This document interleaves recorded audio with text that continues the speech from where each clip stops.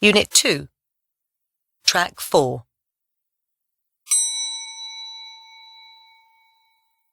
Instant messaging. Look around on a bus, in a restaurant, or standing in a queue, you'll find people texting. Likewise, most teenagers nowadays are nearly inseparable from their mobile phones, not because they are constantly talking, but because they are connecting with their friends through texting or chatting. The use of the telephone became common in America and, before long, in places around the world, shortly after Alexander Graham Bell invented the first practical telephone in 1874. In 1876, the United States granted him exclusive rights for his invention. This remarkable breakthrough changed the world of communication. It made life so much easier. Before people used telephones, they used telegrams or letters by mail carriers who travelled around on horseback. 90 years later, in 1964, the first commercial fax machine appeared. This machine sends out paper messages via phone lines to people who are not only far away, but may even be in a different country.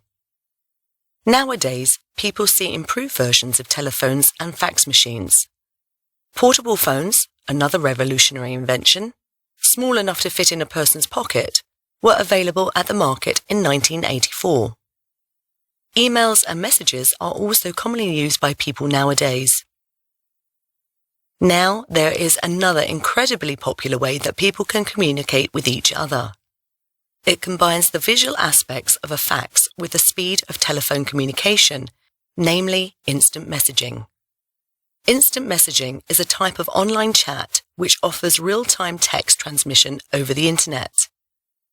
The idea of instant messaging started in 1983, when researchers at the Massachusetts Institute of Technology, one of the best universities in America, began Project Athena.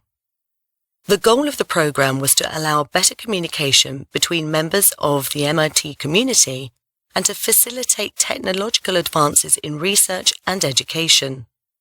The program included peer-to-peer chatting and messages that could be seen as the person typed them. The success of Project Athena made it obvious how useful instant messaging was, and several primitive instant messaging services were available on the Internet in the 1980s.